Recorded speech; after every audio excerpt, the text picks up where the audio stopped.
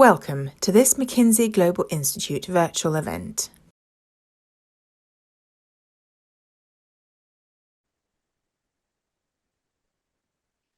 Well, welcome everyone. I'm Chris Bradley. I'm a senior partner and a director of the McKinsey Global Institute. Despite the awesome momentum of recent years, the fact remains that the energy transition is only in its infancy.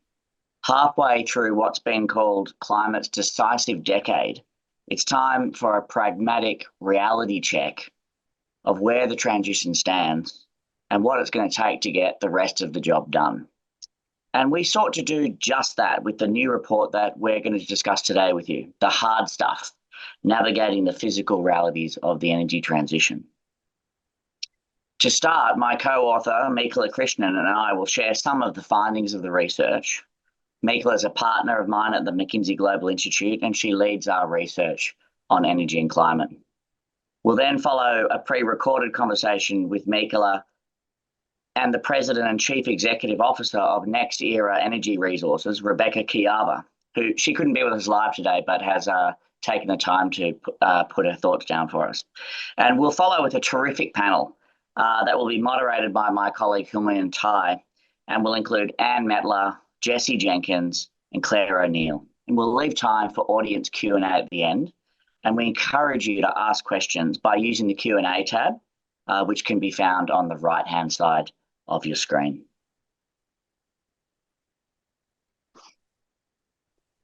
So to get into our presentation, to share the brief findings with you, today's energy, we start with what the energy system is, which is a huge physical entity optimized over centuries. And we don't look at carbon reduction as a goal on its own. We look at carbon as a side effect of something that's fundamentally good, which is energy. It powers the world. It's the foundation of our modern prosperity, comfort, and safety. But it's also huge. One stat I really love, that if you were to power your home just with cyclists running exercise bikes, you'd need 100 of them going 24/7. And we have 1 billion EVs in the world. We have enough oil pipelines to go to the moon and back twice. We have 60,000 power plants, and we've got 7 billion tons of materials to deal with. It's really enormous. It's also very, very high performing. Our system is energy dense. For example, diesel and coal have 5.4 times more megajoules per litre than wood does.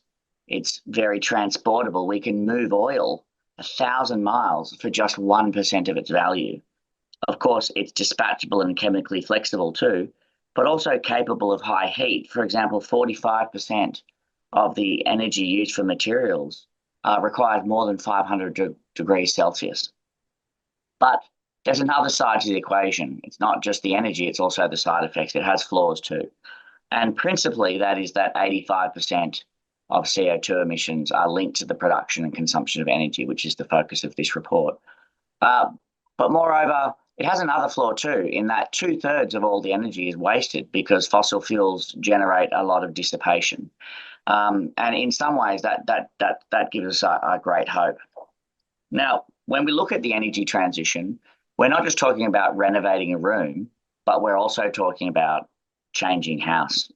So first, of course, we have to start with the power sector. It's the first focus. It's what we all talk about. And the world is only 20% electrified at this point. So it's going to have to get an awful lot bigger. But it's not just the power sector, it's what the power sector does. So it goes on to power the big three end-use sectors, which is mobility, buildings, and industry. That's where the emissions happen. But those themselves are also supported with very important enablers around the raw materials to make it happen, the energy carriers, and of course the ability to reduce and store and trap the carbon in the system. So in this report, we look at all of these 7 interlinked domains as a holistic whole and ask ourselves, not just how do we upgrade individual components of the energy system, but how do we imagine how a whole new interlinked system would be transformed as an entity? And as I flagged in the introduction, we're only in the very early days, and you know, if we had to look at our swimmers in the pool, we've got our 7 swim lanes here. we're only 7%, 10% toward doing the lap. And I would argue that's a pretty generous score because some of our swimmers have hardly left the wall, particularly around hydrogen and particularly around primary materials production. So we're 10% there, and our mission is to work out, well, what's it going to look like to get the other 90% done? So let me hand over to Mikela now to talk through some of those challenges. Great. Thanks so much, Chris. So really the question is, what would it take to get the rest of the 90% done? And so as we started to examine that question, our starting point was really the physical realities that Chris described, right? Essentially what we're talking about with the energy transition at its core is a physical transformation. We need to build a lot of things, and we need to build things that work. And so what we did with the research is what we believe to be the first comprehensive catalog, the first comprehensive stocktake of all the physical challenges that need to be addressed for the energy transition to succeed. And by physical challenges, we mean things to do with the deployment or the performance of low emissions technologies and what it will really take to deploy them, the infrastructure and the supply chains. And so you see the outcome of that here. We identified 25 such physical challenges, and they span each of the 7 domains Chris described. An example would be, for example, challenge number 1, managing renewables variability, what we do in a system that has a high degree of solar and wind in the power mix when the sun doesn't shine and wind doesn't blow. As another example, challenge number 7, how do we ensure that electric vehicles actually break even in terms of their carbon dioxide emissions relative to internal combustion engines? So we've done this stocktake. We have all the set of puzzle pieces now that need to come together, which are the hexagons on this slide. But we also did more than that with this research. As you see on the next slide, what we also did was to say, where do we stand on each of these puzzle pieces? Each of these puzzle pieces are not made equal. What we did was to characterize each of them in 3 different levels. We asked ourselves, what is the degree of progress we've made on each of these challenges? And what's the degree of difficulty to get the rest of the job done? And what we found with that analysis was that 3 of our challenges are what we call level 1. These are areas where we've made a fair bit of progress to date. Technologies are mature, and it's really about continuing to keep our foot on the pedal to get the job done. An example, again, would be the ensuring that electric vehicles break even relative to internal combustion engine vehicles. So 3 are level 1. There's another 10 that we identified that are level 2 challenges. These are areas, again, where technologies are relatively mature. We've started to see progress, but really there are still fundamental physical constraints, bottlenecks that need to be addressed for the rest of the job to be done, and still a lot of scaling and an acceleration that needs to happen. An example of this would be scaling mineral supply chains, so we ensure that we have sufficient minerals needed for low emissions capacity, low emissions technology, both in terms of the capacity of mining capacity, but also in terms of refining capacity. So 3 level 1, 10 level 2. But that then brings us to what we call, we've been referring to colloquially in our team as the demanding dozen. The 12 that are level 3 challenges, these are the hardest physical challenges where we have the furthest to go and are the most challenging to tackle. So let's understand these a little bit more. But before we get into some examples of these on the next slide, why do we even care about these? We care about these because they matter for emissions reduction. What we found was that if we we add up all the impacts of these 12 demanding dozen level 3 challenges, about 40 to 60% of CO2 related to the energy system relies on addressing these level 3 challenges. So it really matters to get to that net zero by 2050 or net zero goal that Chris described. So addressing level 3 challenges is important. Addressing level 3 challenges is also hard. If we try and understand why they may be hard, there are 3 reasons that stood out to us in our research. The first is that these level 3 challenges are areas where technology performance gaps still exist, and the use cases that we're applying these technologies to are themselves hard. This is things like solving the high heat challenge that Chris described, solving issues related to long-haul trucking. So performance gaps with hard use cases. It's also not just about solving one challenge, but solving a set of interdependent challenges. Solving level 3 challenges cannot happen in isolation and requires actually solving a network of other challenges as well. It isn't just about one challenge alone. And then finally, these are cases where, back to the swim lanes that Chris described, we're at very, very early stages of the transformation, where 1% or less in many cases at the degree of deployment we need by 2050. We're talking about 100x scale up, in some cases even 1,000x scale up of these technologies. And so the execution track record associated with these is still relatively early, and we need to figure out how we get that scaling and execution done. So let's understand this a little bit more with some examples on the next slide. And what really stood out to us as we examined this whole set of level 3 challenges is that they're not concentrated in one domain. They actually exist across a whole range of the 7 domains that we talked about. For example, when we look at the power sector on the very left, a critical level 3 challenge is how we address the issue of intermittency and variability of renewables, what we do when the sun doesn't shine and the wind doesn't blow, and solar and wind are a large part of the energy mix. The solution to that is a whole range of what we refer to as flexibility solutions, things like batteries, things like interconnections. But the challenge is that we need to dramatically not just grow our power system, we actually need to scale these flexibility solutions even faster. In some instances, 2x or 7x the pace at which we're talking about scaling the power system. But many flexibility solutions still remain relatively nascent. Again, the transformation is in its early stages and have technology performance gaps that make some of the execution of these flexibility solutions challenging. Another example when it comes to mobility is when we look at long-haul trucking. Of course, electric batteries exist. They work in many cases, but they're also heavy. And so what that means for long-haul trucking, a hard use case, is that heavy batteries start to eat into the payload that trucks can carry and the distance that trucks can drive. And so what we find with our analysis is that there are about 20 to 45% of current long-haul heavy trucking use cases that would require electric trucks to stop midway and recharge, which makes this a hard use case to apply this technology to based on current technologies. And then on the right, the classic, what I refer to as hard to abate sectors are other examples where we start to see these level 3 challenges. With cement, for example, decarbonizing cement would require new sources of heat that deliver high heat up to about 1500 degrees Celsius. They require solving interdependent issues related, for example, to carbon capture. So these are just illustrations, and in the research, we go into much more detail on each of these. But if you step back and look at this page, again, it reinforces what makes these level 3 challenges hard. You have technology performance gaps applied to hard use cases. You have interdependencies that need to be addressed, and the transformation is just beginning with massive scale-ups that still lies ahead. So where do we go from here? Well, I think if we move to the next page, what our research identifies is an imperative to do with what I've been calling innovation with a big I. So innovation with a small I, which itself is a big task, is number one, what you see on the left side of this page, which is we need to continue to improve individual technologies and get them to work, increase the energy density of batteries so that they can be less heavy, make more efficient electrolyzers for hydrogen, so on and so forth.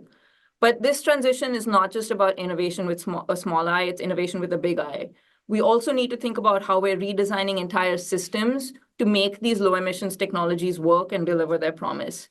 That might require changing how technologies come together. For example, expanding the use of flexible charging of EVs and flexible use of electricity in industrial operations to address some of the intermittency and variability issues I've been talking about. It may also require entirely rethinking how we use energy and energy resources. So an example of that might be reconfiguring trucking routes from what they are today to allow the time when truck drivers need to take mandatory breaks to coincide with times where you need to charge trucks. It may require thinking about alternative materials. So instead of using decarbonized cement in all applications, actually using new materials like cross-laminated timber. These are just examples, and the research gets into a whole range of examples associated with each of these 3 categories. But overall, what it tells you is that the transition will require not just thinking about innovation, but actually system reconfiguration and collaboration in fundamentally different ways. So I want to close with a quote from Einstein, which we refer to in the introduction of our research. It's actually a quote that's been attributed to Einstein, not entirely clear that he's the one that said it. And the quote goes, "If I had an hour to solve a problem, I would spend 55 minutes thinking about the problem and 5 minutes thinking about solutions." And that's really the philosophy that we brought to this research. Our hope is that by creating this catalog, this comprehensive stocktake of all the physical challenges that need to be overcome, we can allow CEOs and policymakers to more successfully navigate a successful transition, design more successful strategy, think about more successful and more effective policy. Armed with this knowledge, it's possible to think about where to really continue to put our foot on the pedal to drive progress on areas where we've seen a lot of progress to date and technologies are mature, where fundamental constraints and bottlenecks need to be overcome, and where we need to think about a very holistic innovation and collaboration agenda to solve these hardest challenges. So with that, to talk to someone that's at the front lines of this transformation that is taking place, I was fortunate enough to speak with Rebecca Kujawa. As Chris mentioned, she's the CEO and president of NextEra Energy Resources, which is a world leader in renewable energy provided through solar and wind, as well as a world leader in battery storage. As Chris mentioned, she was unfortunately unable to join us today, so this portion of the event will be pre-recorded. So let's maybe start a little bit broad. As we and our research have looked at the energy transition, one of the things that really struck us in terms of findings of the research was that despite all the meaningful momentum we've seen to date, we're only at about 10% of the deployment of the assets we would need by 2050. And so there is still 90% of the job left to be done. At the same time, one of those areas where we have seen a lot of momentum is the very fast growth that we've seen in areas like solar. As the largest producer of solar and wind globally, I'd love to get your perspectives on how optimistic are you as you look ahead on the deployment of renewables in the US context, and maybe also unpack renewables a little bit for the audience. Absolutely. And I think you're right. I think there's both a lot of reasons to be optimistic in terms of the progress and the outlook, but also some caution on whether or not we are actually on the right path today. As it specifically relates to renewables, I think one of the most positive aspects that I could highlight is its cost competitiveness and its ability to reach speed to market, which in both of those attributes in today's environment are really critical to meet current demand. You know, from our customers' perspective, who are serving rate-regulated customers across the country, they want to make sure that they're meeting their customers' needs with clean, reliable, affordable power every single day. And with wind, solar, and particularly coupled with battery storage, in most parts of the US today, renewables are the least cost form of generation. So over the last couple of years, and let's just take the last 7 years as an example, the industry across the United States has deployed 140 gigawatts of new renewables and battery storage. And that is a very sizable sum, but obviously, as you highlighted, probably still a drop in the bucket of what needs to be deployed over time. As we look forward, and I know we've looked at your estimates as well across McKinsey, we see the opportunity in the next 7 years to deploy 375 to 450 gigawatts of new renewables. So I think from a progress standpoint, that's terrific. But what is a little bit interesting is when you look at that growth going forward, it really is to meet new demand. So while the progress is accelerating for what renewables and storage are coming to the grid, we're also seeing new demand come to market. So it's all that much more important today to remain committed to realizing those sustainability goals. Fortunately, policy has been supportive. The extension of incentives in the Inflation Reduction Act, including the addition of the production tax credit for solar, have been hugely helpful to support demand throughout this period. And we're excited to see that continue in terms of the economic competitiveness of renewables going forward. As I'm sure we're going to talk about, that doesn't mean that everything is perfect. When you think about bringing so many new resources to the grid, and particularly a transmission grid that has been designed to meet the load and the generation characteristics of the last couple of decades, we know that it's imperative to change the investment trajectory for transmission going forward. And I think that's one area where this opportunity really needs incremental focus going forward. I want to pick up on one of the things you mentioned related to both battery storage as well as grid and transmission and distribution infrastructure. One of the questions that comes up when you're talking about a system that relies on solar and wind is what you do in periods when the sun doesn't shine and wind doesn't blow. And so that, of course, raises the question of what we in our research call quote unquote flexibility. So if we just look at interconnections for a moment, I'd love your perspectives on where do you see this starting to be a constraint? Do you start to see this being a constraint? What do you think is really needed here? Yeah, I think it's a great set of questions to focus on. And if you look back in history, it might be helpful to consider some of the context. When we think about central power stations in the past, whether those were nuclear power stations, coal-fired gas, it was expected that they would provide the fullness of the resource characteristics that the power sector needed. So it provided energy, it provided the capacity construct or resource adequacy construct, It also provided certain ancillary services. And I think the exciting thing, and perhaps the challenge as we look forward, is we're actually looking at getting the best of the characteristics of different technologies and servicing the grid using all of those best characteristics across these technologies in order to bring the lowest cost, most reliable, cleanest form of electric power sector capacity that we can going forward. So I'm thrilled that renewable resources with inverter-based technology can bring low-cost energy and certain powerful characteristics, including fast response in the form of energy coming from renewables. Storage does a great job providing the capacity construct. Today, it may be 2, 3, or 4-hour battery storage, but clearly there are some really exciting technologies that I know we're going to be talking about during the course of this seminar that get longer forms of duration and expand out from lithium ion and battery type storage to other forms of storage. And then, as you mentioned just a minute ago, also thinking about characteristics like load response, being able to use distributed resources and control them in a more concerted fashion to bring those characteristics to the grid. So I am really optimistic that when you bring the best of all of these technologies and you think about how to run the grid differently going forward, we can get to a really cost-effective and optimal outcome over time. And there's no better time to be ambitious and optimistic than this very time where we see all this demand being created from these advanced technological capabilities, advanced computing capabilities. I mean, we now have the ability to run the grid in a very intelligent way and scale it over time. One of the things you ended that question with is about how we think about grid connectivity and bringing those resources online. One of the challenges that we face today is not a technological one, but a process one, and particularly at all of the different system operators across the United States today have been slow to advance the way they think about connecting new resources to the grid.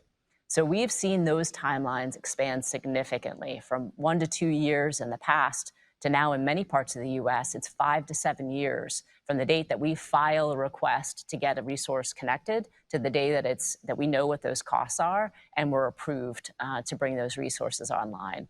With how fast our technology, with how fast our demand environment is changing, that's too slow. And so we need to really think about how to speed that up, make it more intelligent, make it more transparent, for folks like us to be able to bring these much needed resources into the grid in a much more efficient manner. The good news is what's in the queue today across all of the United States, more than 90% of what's in the queue is a new wind, solar, or battery storage project. So another reason to be excited about what's to come in terms of sustainability over the long term. So let's pivot now to something that we've touched on a little bit and is, I think, very prominent in the zeitgeist around the power sector today, which is emerging areas of power load growth, and specifically data centers. Estimates from the IEA suggest that data center demand accounted for about 2% of power demand globally in 2022, and that this could double in the next few years. And if you look at countries like the US, that 2% global number is substantially higher. And so this is an example where we're seeing entirely new forms of demand for power start to increase. So how are you seeing this emerging trend shape up? What implications do you think it has for the energy transition? Yeah, I think it's a really interesting topic and clearly one that we spend a lot of time as a company thinking about. I think you'd be hard-pressed to not find a news story every day and certainly every week about the topic. I'd say there's a couple of things that we're thinking about and are certainly top of mind. First is it's contributing to overall load growth, which is very different for our industry relative to the last couple of decades. In fact, all of the decades, I think most of the management teams across all the various utility and power providers across the United States have experienced. And growth in and of itself creates new challenges, regardless of what's driving it. The second part is around, as you highlighted, the characteristics of demand from these data centers. And it is very high capacity factor. So if they are interconnecting a gigawatt of load, they expect to be able to consume about a gigawatt most of the time. Perhaps after some ramping as they build their data center capacity, but they really need it around the clock. So when we were talking earlier about needing to bring all of the characteristics of these resources together, energy, capacity, ancillary services, we need all of those to be able to serve these customers. And for the first time in many decades, we're needing a lot of them all at the same time. The third characteristic, which you highlighted in your question, is a really important one, which is unlike a manufacturing facility that may say, I want to build here, or an industrial load that's growing because I have a resource there, the data center does have a much greater ability, at least today, to site where they want to be tomorrow. So that brings a really interesting challenge for us across the power sector, one that we haven't really been facing in recent years, where load may show up where load has not been in the past. I actually think this could be a significant positive. So if you think about one of the challenges in reducing the carbon intensity of the electric grid in the US today is that many of those great resources, whether it's wind or solar, happen to be particularly prevalent where load may not be quite as dense. So the interesting thing for this opportunity is we can actually move data center load to exactly where the resource is good. And it may provide a nice balance from a transmission grid perspective, where instead of all of the electrons flowing away from where the resource is really good, you're able to place the load and consume those electrons right where they're needed. We have a long way to go to work through both this opportunity and this challenge. And I think a great example of that is, we've been talking to a number of the hyperscalers, and in very casual conversations, they'll talk about needing 1 or 5 gigawatt loads. And recently, I tried to put what 5 gigawatts actually means from a grid perspective. And having we're based here in Florida, and one of the large loads in Florida is, of course, the city of Miami. 5 gigawatts is more than 1.5 times the size of Miami in terms of load intensity. So you can think about the reaction of utilities when someone casually just asks to connect a 5 gigawatt load. There's a little bit of a little bit of thought that needs to go into that. You would hope, and you should expect, and is actually occurring everywhere today. I think it's a great opportunity, honestly, to fast forward some of the conversations that were going to be inevitable as you transition from less than 20% of energy coming from renewables today to something much higher as we start to decrease the carbon intensity. These conversation investments needed to happen anyway. And now we're providing a good reason and a little bit more time sensitivity to make sure those conversations are happening today. I think that's a good thing.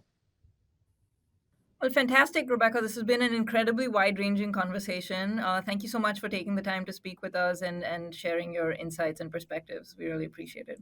Thank you. Thank you. Appreciate the time.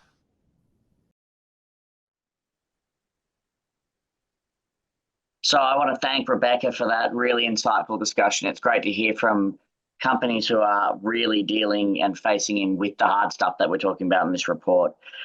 Because the system we have now is co-evolved after more than a century of development. And it still needs to grow massively to empower the whole world. So what an exciting, huge, creative task we have ahead. We're now joined by Humayun Tai, who's the co-author of the report with us, and leads McKinsey's global energy and materials practice and works with utilities and energy companies all around the world on a variety of strategic and operational issues, of course, including the energy transition. So Humayun, let me hand over to you with a question. You're working every day on the hard stuff. This is your life with these organizations across energy, materials, and food and chemicals, with these companies on their transition journeys. And from your vantage point, how are you seeing some of the issues we've been discussing play out across sectors, and importantly, in different parts of the world? Over to you, Humayun. Yeah, Chris, thank you. Great to be on. I think maybe I'll say two things. One is what's actually common across, and then what's different. Because it is different for different sectors and different geographies.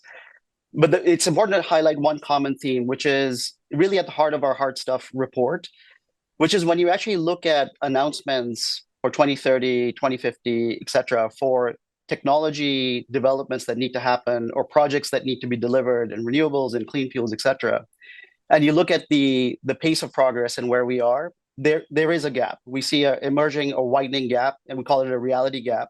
We, in fact, just quantified and released a complementary article to our report last week which is where are we really is the title of that article, because we really raise the question of there is this widening gap, and that's across sectors, and that's across geographies.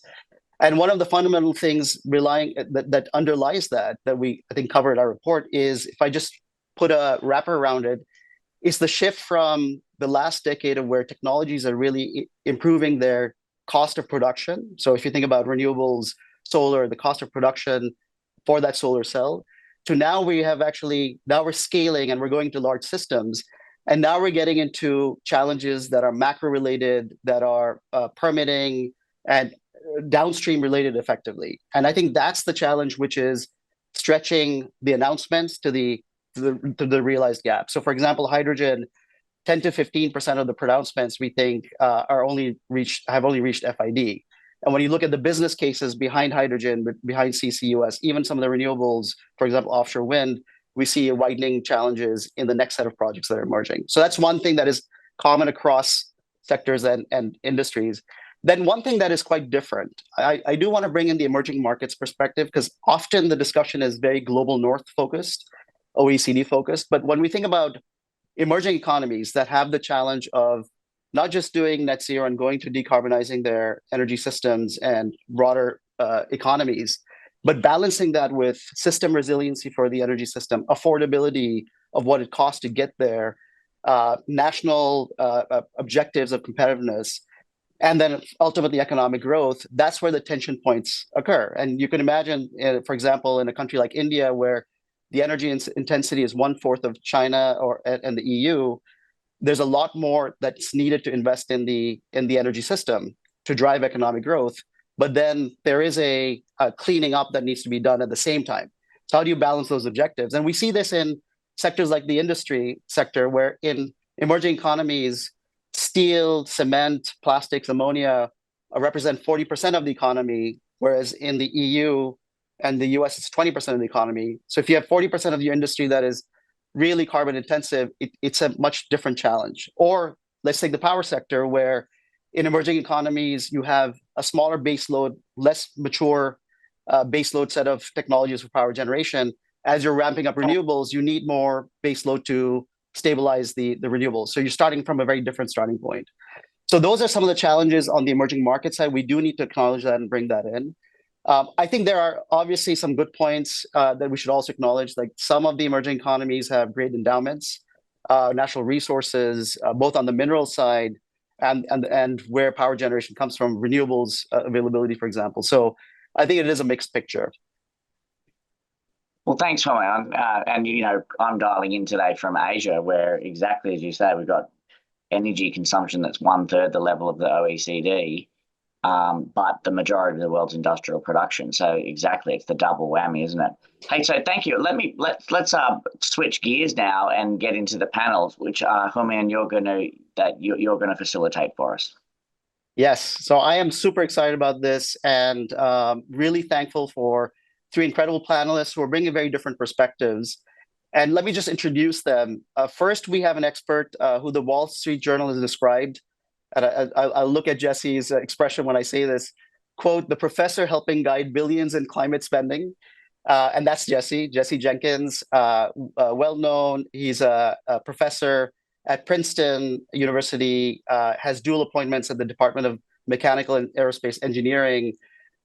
If you know Jesse's work, Jesse's done a lot of work, very influential work on decarbonization pathways and really modeling the impacts of clean climate legislation, IRA and others on the US economy. So great to have him and have that kind of system perspective that Jesse will bring. Jesse sits on a bunch of boards as well and has a private sector view as well.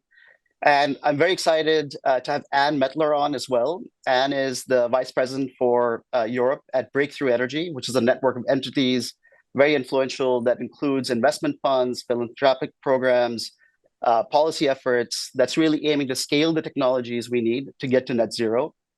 Anne has more than 2 decades of experience in public policy, strategy. She's been operating at the intersection of both the technology side, the innovation side, brings foresight and entrepreneurship, and so really has an understanding of how to scale these technologies. And so she is leading Breakthrough's work in Europe, really in terms of accelerating net zero technologies. It's great to have you, Anne. And then Claire, least but not last, great to have you. Claire served as the Minister of Energy and Clean Growth in the UK Cabinet, where she led the development of the UK's clean growth and green finance strategies. And also Claire, you headed the UK task force on CCUS, which is foundational. And that led to the net zero legislation in 2019 in the UK. And you now chair the Global Imperatives Advisory Board for the World Business Council for Sustainable Development. And you also serve as a board member on Occidental Petroleum's board. So fantastic. You also bring different perspectives. And so first of all, thank you for being here. What I'd love to do is, there's several themes we've outlined in the report. I'd just love to click through a few of those and get your reactions and your insights. And maybe we start with innovation, because of course, tech innovation underlies all of this. The way to get this transition affordably, reliably, resiliently, and to net zero is through technology innovation. And maybe, Jesse, I'll start with you. I mean, all this, the pathways work that you've done, you've looked at, you've seen different technologies appear. From your perspective, what are the greatest technologies that will unlock the potential to net zero, especially as you think about not just low emissions, but also affordable and bringing system resiliency? Are there some must-crack technologies also that we need to be working on? Yeah, that's a great question. I think when I think about innovation, I think it's important to, recognize that it's not just what happens down the hall for me here in Princeton in the lab, right? Developing novel technologies and engineering solutions, but it's also deploying those technologies at scale out in the world.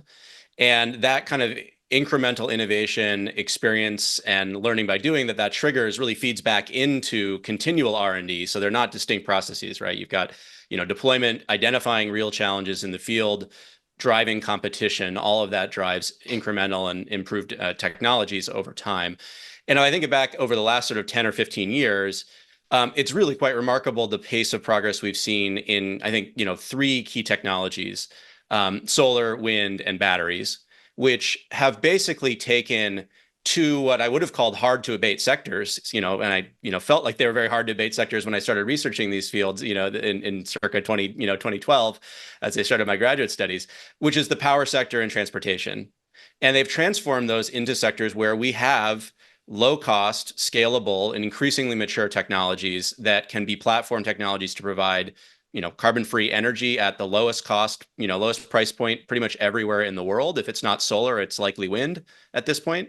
And mobility solutions, not just electric vehicles, but, in four-wheel vehicles, the kinds of cars and trucks we think about when we say that phrase, but also in emerging economies, 2- and 3-wheeled vehicles are, playing a huge role in providing mobility services and are dominated by electric vehicles at this point. And so if you think about that, we've seen innovation over the course of a decade or so take a couple sectors that would have been, hard nuts to crack and made it so that we now have, I think, clear pathways to decarbonize those sectors. Now, there's lots of system level challenges that you highlight in the report that are also really critical, but that's transformative. And so when I think about what we need to do going forward over the next decade, it's take the rest of the toolkit that we need and get it out of the lab and into the market and begin to scale it up in competitive contexts that put pressure on companies to continually improve and drive down cost.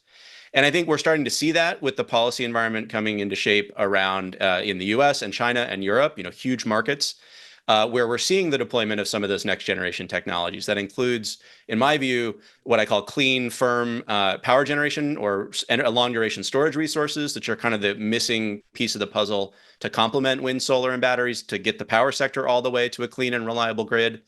And then strategies for industrial decarbonization and fuels production, like hydrogen, carbon capture, industrial electrification, which I think is a underappreciated opportunity, and other technology solutions. Some emerging electrochemical processes that are really at early stage. But here in the U.S., for example, thanks to the $6 billion industrial demonstration fund, which has recently been allocated, we're going to see dozens of those technologies see their first commercial deployment.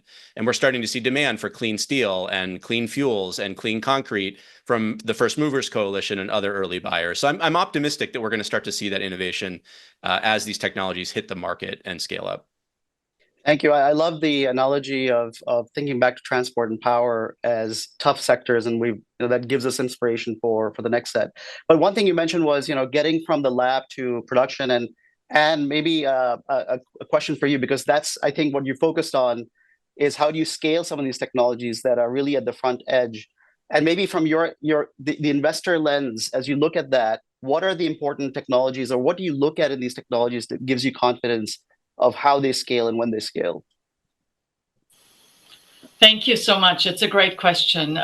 So I think what's extremely important is that we as an organization, and I would encourage public policy as well, to think of these technologies across the entire innovation cycle, right?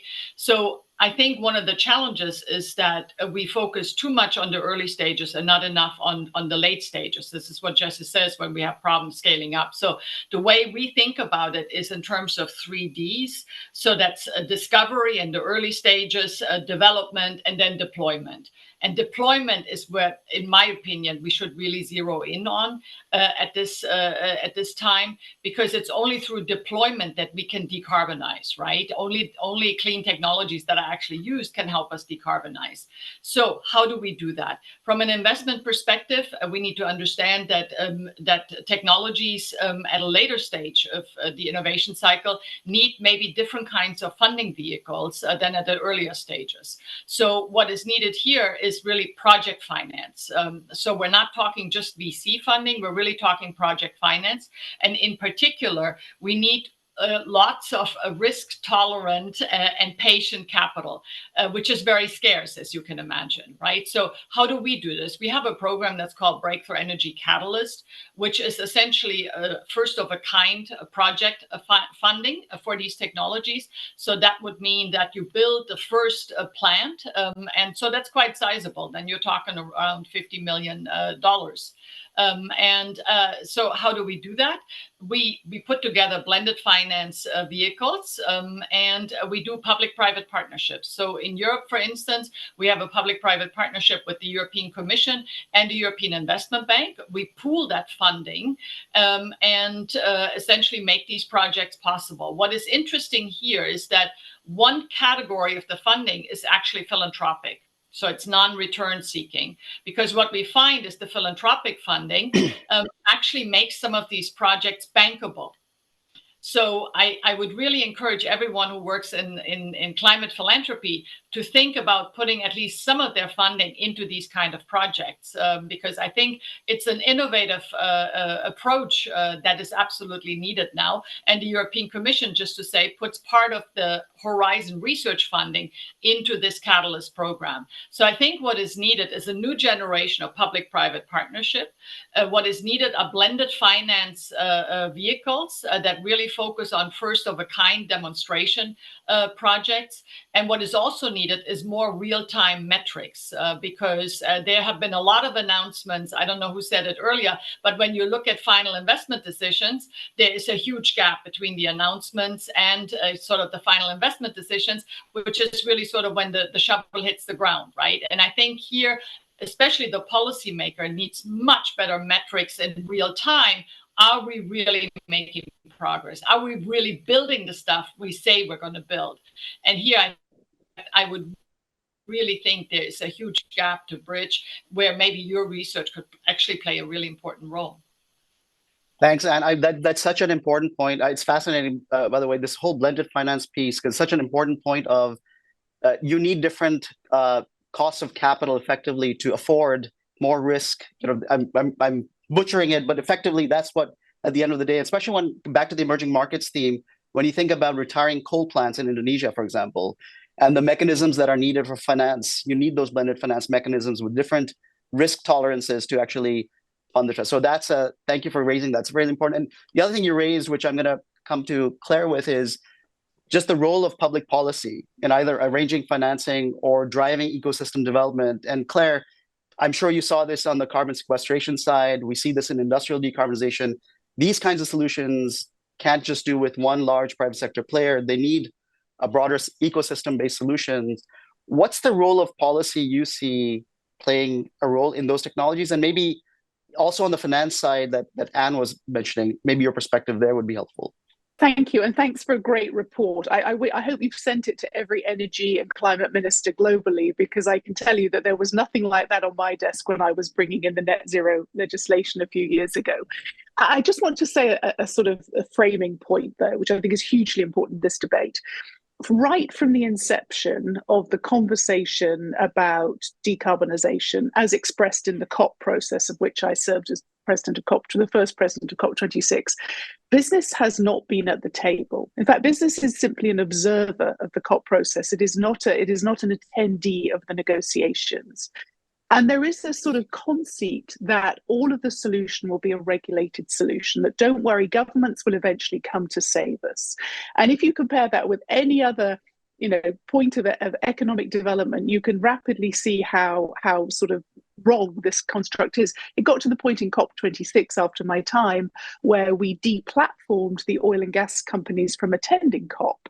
We said that your business models are not consistent with a 1.5 solution. So despite the fact, as you pointed out in slide 1, that it is your capital and your extraordinary interaction with government that has driven today's ecosystem over many years, you are not welcome at the table. This is a completely fallacious and very dangerous approach, in my view. And we are belatedly waking up to the fact that if we are going to shift an ecosystem that still provides 82% of the world's energy from fossil fuel sources, we have to have business, finance, philanthropy, as Anne said, and government focusing on the problem, as you define very well, not just the solutions. So a couple of areas I think where policy, it can make a difference. I mean, essentially, governments can be very good at setting the framework for investability. 2 points. One is creating a consistent investment environment. Any investor knows that changes in policy, changes in risk levels are anathema to long-term investments. And what is really striking about these sorts of investments is they are capital intensive and they're long duration. These are not quick tech in and out type investments. They require a level of consistency in the overall environment, and governments can do that very well. The challenge, as we saw in the UK, is if you have a change of leader, a change of party, then all of a sudden you can have a very different direction, and that creates uncertainty. The second is creativity. I'm really struck by the fact, again, and this relates brilliantly to your brilliant ecosystem of problems, that when we all went gangbusters on bringing out renewable energy in the UK, we didn't think about storage. We just kind of never sat down and thought about how do we pull forward, and we'll know this, long duration storage, as well as a very impressive, lay down of renewables projects. And that creativity now, one of the problems we have in grid build out is permitting, land and grid access. Well, the government in many cases around the world will have lots of land that already is connected to the grid and will jump priorities in grid things. So why are we not deploying large scale energy plus long duration storage on public sector land? Where can the government be creative in actually solving some of these solutions? And the last thing is, it's sort of, governments can be very muscular. One of the reasons the UK became a sort of hotspot for long-term investments is that we were early into creating a guidance framework with the 2008 Climate Change Act. We remained a very clear and transparent and open place for investability. We created the auction structure, which largely, I think, led a lot of the price drops in renewables. We just occupied a lot of space in that space. Governments can convene as well as tax and subsidize. So I think there's something about really being the kind of, the needle that keeps pushing the ecosystem forward. Now, again, as we said, that can then sadly go away if you have a change of government. But I think showing that focus, showing that the government's not going to go away and actually it really wants to convene and bring those ecosystems together is part of the soft power that governments can bring to this transition. Thank you, Claire. I mean, great points and great synthesis of those levers. And maybe, Jesse, from your vantage point, because you see this particularly in the IRA and the impacts of the IRA, the intervention, the government policy interventions, and we're thinking about this requires a system re-engineering, what we're talking about here in terms of decarbonization. What policy interventions work? How does that collaboration between business and government work, and where does it fray? Yeah, so I think one of the limitations of the Inflation Reduction Act, which is sort of imposed by the fact that it was passed as a budget reconciliation act, and so had to really be only concerned with raising and spending money, is that it's primarily focused on aligning financial incentives, right? That's really important. It's a necessary condition, I think, to coordinate the market and to coordinate private decisions that millions of households and businesses and everyone else is making on a regular basis to align behind the clean energy transition. But financial incentives can only play a limited role, not a complete role in coordinating, the rebuilding of our entire energy infrastructure. And so we also need governments to play important, convening roles, as Claire was just talking about, and also I think standard setting roles that set out very clear directions for industry. And this is something that we are seeing in the US and Europe and elsewhere where, we do have sectoral or economy-wide standards that often go along with the kinds of subsidies and incentives that try to make compliance with those standards cheaper. And those standards, might feel burdensome to industry in some contexts, and in many cases they could be. But what they do, I think, importantly from a coordination perspective, is they lay out very clearly where the industry has to go. And so take the example of transportation. We are seeing subsidies for electric vehicle adoption in the US and elsewhere. That's making the financial incentives there. That's growing these markets in the near term. But there's also some uncertainty in the industry about how durable those incentives will be and where consumers trends will go.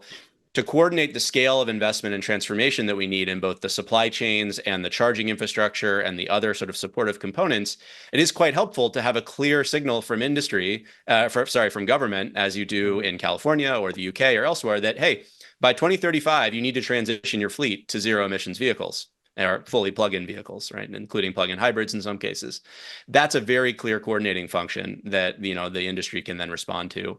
And then there's a set of planning functions that I think are really important too. And this is an area where I think the US in particular lacks a lot of capabilities. We don't really embed in our federal government, at least, many of the planning functions that you might see in other places. And that planning isn't directed, state level, economic planning. It's more about coordinating and planning out the sort of roadmap for industry and government and, civic engagement around certain large scale infrastructure projects in particular, whether that's transmission expansion or renewable energy siting or EV charger networks, right? These are large, these have large cumulative impacts on communities. They have large network effects, so that if we do them in a piecemeal fashion, they're not going to work well.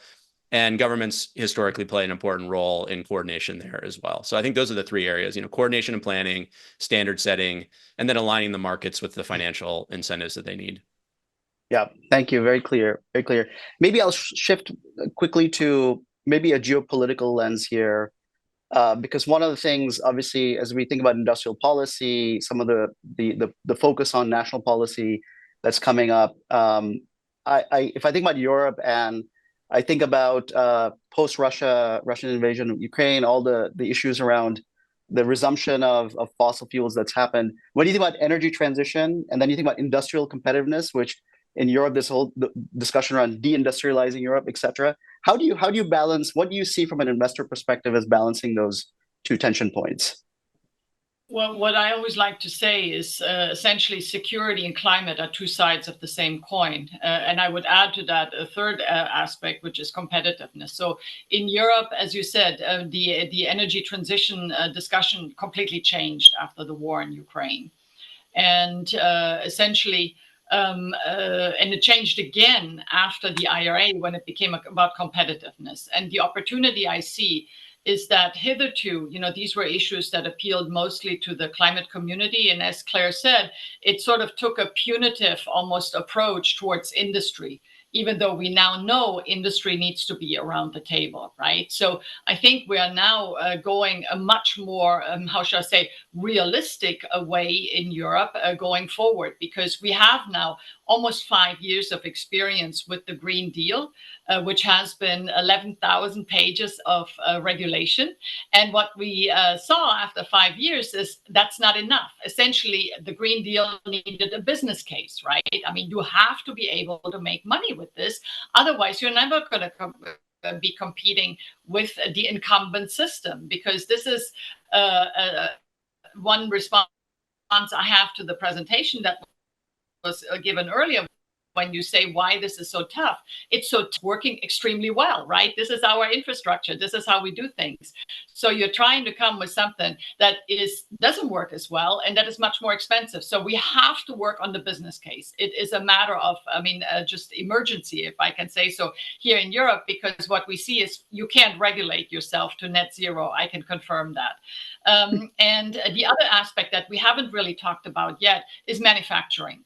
Europe doesn't want to lose all its manufacturing. We are on the cusp of potentially losing our wind industry. This is we don't want to do that, right? So, this is not just about deploying renewables. This is also where they are being manufactured. And here I think Europe wants to have some ambition to keep its wind business with, of course, some justification. So I think, what is coming now in Europe is going to be called the Clean Industrial Deal. I think it will be very different. It's going to be really about much more about investments rather than regulation, much more about technology, but not the technology in and of itself, but how do we use these technologies to decarbonize industry?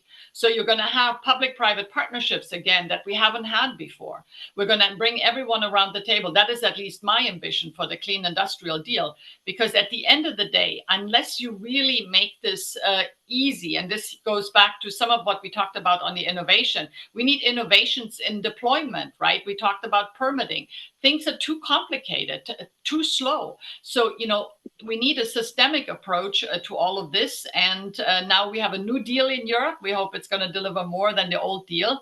But I feel like slowly our policymakers are learning. Thank you. I love the edge in that. And I think it brings it to much more of a reality in terms of what's happening. And maybe I'm just going to turn quickly to some of the questions that are coming through from the audience. And maybe, Claire, this is picking up, the question to you, it's picking up on what Anne's last point was, which is back to geopolitics. And the question really that's coming through is, how do you see geopolitics between countries hindering the energy transition process? I think it's a broad question, but it is a question on everybody's mind as they see national policies, et cetera. But from your policy perspective, having lived through that, what's your sense? So I think it's it is the reality check, and in many, but it's also a huge opportunity. So I used to have lots of climate deniers, who were my sort of local supporters as an MP, and I used to say, look, if you don't believe that the world's warming up, believe me when I say that energy sovereignty is a good thing. And in a world that is increasingly fractured in terms of fossil fuel supply chains, renewables at an appropriate cost with an appropriate ecosystem are a great way of hitting that energy sovereignty. And as we've seen in Germany, Germany has taken many painful decisions around its substitution of Russian gas, and has weaned industry, in many cases off this rather difficult energy source. And that has led to a real acceleration, particularly of their approach for the hydrogen economy. Not saying that's easy, not saying that's investable, but it has given a clear sense of purpose. But I also think, and this gets back to this fascinating conversation now about friendshoring, about new trade, realities that are emerging, there are enormous opportunities for cooperation between governments. It's been said many times. I'm particularly focused on carbon capture and removal, which for me is the kind of missing leg of this stool that the carbon budget bathtub is filling up too quickly, and we can't turn the tap off fast enough. So take the damn plug out and let's stop arguing about, under which framework we're going to treat this. You can absolutely demonstrate carbon removal, particularly with engineered long-term sequestration. That, for me, is a golden area for governments to start to cooperate in this, because we know the technology's there. We know the private sector is involved. Let's just make some really clear sort of policy and investment plans around that. So I think it does create a reality check, but I think it also creates a huge opportunity. And if I may just say one more thing, I spent a lot of time in Texas.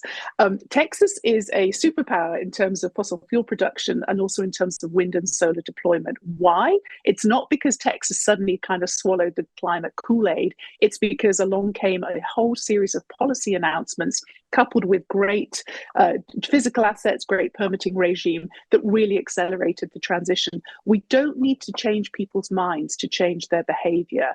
And as Anne said, we've had this kind of hair shirt regulatory process where many of us are long-term climate activists, but when you have an energy price shock that quadruples your energy bill in a household in the UK, and it's a democracy, I don't really want to hear about decarbonisation. I want to hear about what we're going to do to get the price down.